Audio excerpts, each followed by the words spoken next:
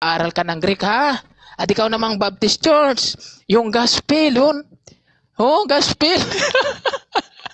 Nasa 2 Korinto ng 4. Ebanghelyo at kaliwanagan at kaliwalhatian ni Kristo na siyang larawan ng pagka-Diyos. Yung pala yung ebanghelyo. Gamit kami ng crowbar. Para ka na rin crowbar, mahilig ka magsikwat. Tandaan mo ang religion, ano ba sinabi religion doon? Hindi sinasabi samahan. Sabi sa tunay na religion, 1 Timothy 16, yung naghahayag na maging tao at pinatotohanan ng Espiritu. Di ba ayan ang hiwaga ng religion? Hindi sinasabi na samahan yan. Ang sinasabi niya, yung relasyon mo.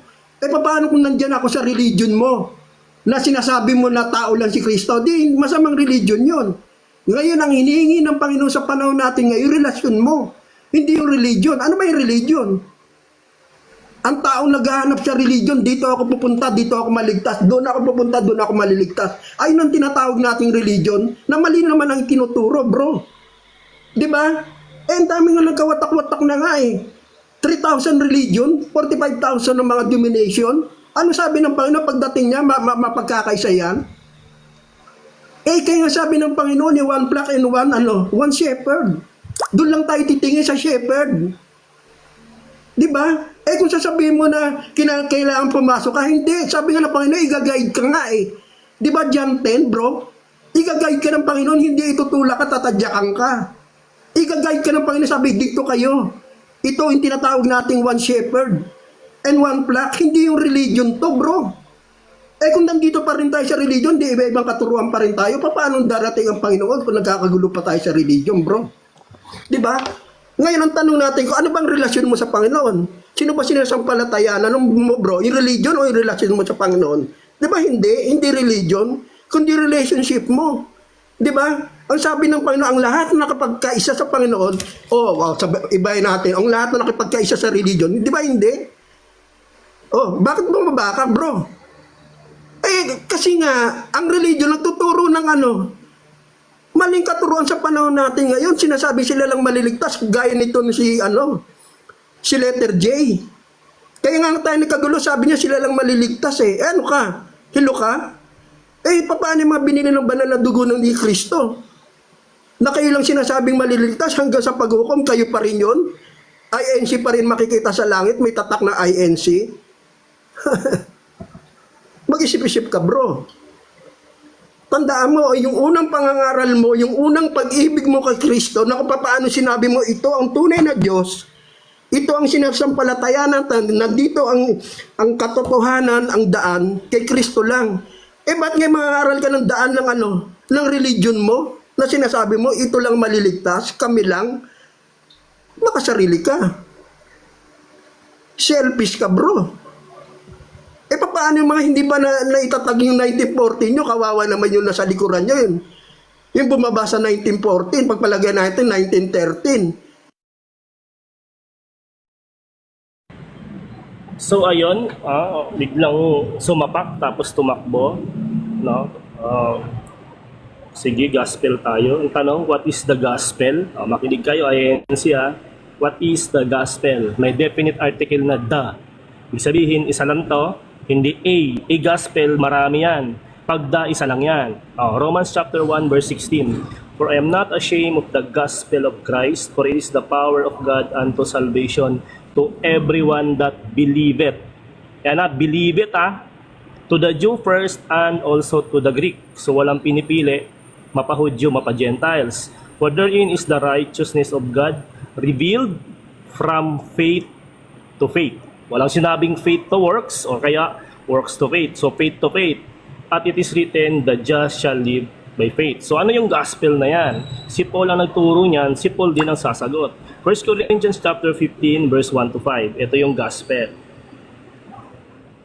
Punta natin yung quotation. Sabi dito, moreover, brethren, I the gospel which I preach unto you, which also ye have received, and wherein ye stand, by which also ye are saved, if ye keep in memory. Ang sinabi yan hindi mo iingatan sa kasingatan yan. Ang sinasabi dito, keep in memory, tatandaan mo lang. Tatandaan mo, remind mo yung utak mo lagi, tatandaan mo yung gospel na yan. Ano yan? Yan. lang. Wala yung Bible ko, sorry.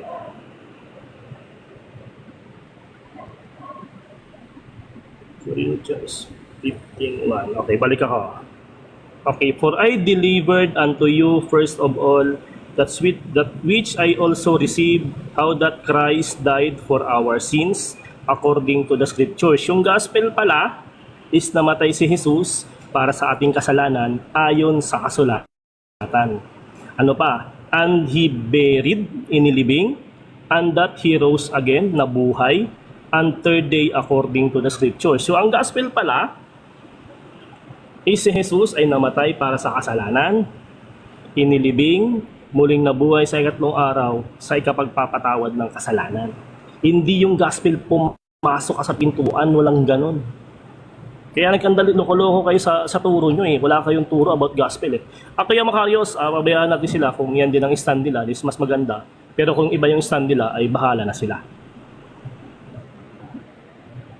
Yun lang, ibigay natin kung ganyan din yung stand nila na what is the gospel, yung da na isa, hindi yung A na marami na hindi mo matukoy kung alin doon. At least, no, mayroon siyang chance magpaliwanag mamaya. Sabi ni Jordix na are you the sons of God, the Most High? Sabi ko sa IM, malinaw eh. Son.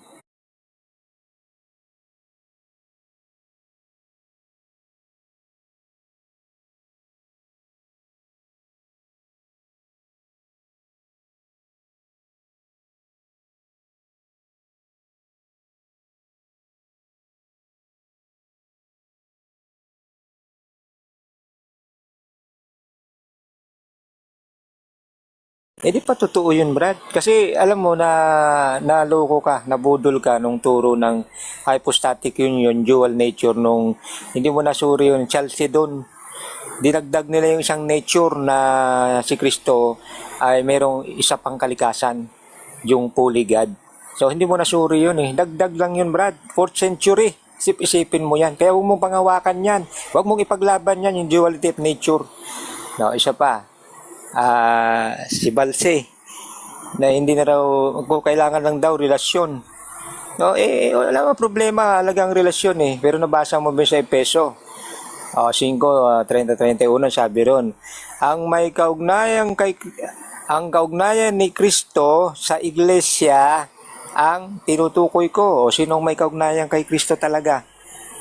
Sa iglesia. Yun ang may kaugnayan, yung relasyon. Kung wala ka sa iglesia ni Kristo, wala kang kaugnayan. Kahit sabi mo pang tinanggap mo siya bilang Panginoon tagapagligtas. So mga tuwid, para maging may relasyon ka kay Kristo, mapasangkap ka sa katawan ni Kristo. Para masabing kay Kristo ka o may relasyon ka kay Kristo. Pero ngaw lang, ay wala. Wala kang relasyon kay Kristo, Brad. No, yung gospel naman. Yung gospel ang linaw eh.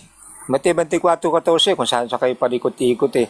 In this gospel of the kingdom, tungkol sa kaharian. Di ba? Sabi ni Kristo, hanapin niyo muna ang kaharian sa Matthew 6:33. Ano yun? Binanggit sa Korinto. Nalipat kayo sa kaharian ng anak na may katubusan. Ano yun? Yung kaharian na kung saan may katubusan. Malinaw. Iglesia ni Kristo. So, ang mabuting balita o gospel, may kanilaman sa iglesia ni Kristo. Nakuha nyo? Yan ang mabuting balita. Aanib ka sa iglesia ni Kristo, pumasok ka. Kasi yan lang tanging kaparaanan para maligtas ka. Yan ang mabuting balita. Yan ang gospel. Na ipangaral mo, huwag mong kahiya. Kaya nga, hindi ko ako nahiya eh. Na Romas yung 1:16-17, di ba? Kapangyarihan ng Diyos yan eh. Kaya yung gospel, may kinalaman sa iglesia ni Kristo, mga kababayan. Yan ang mabuting balita.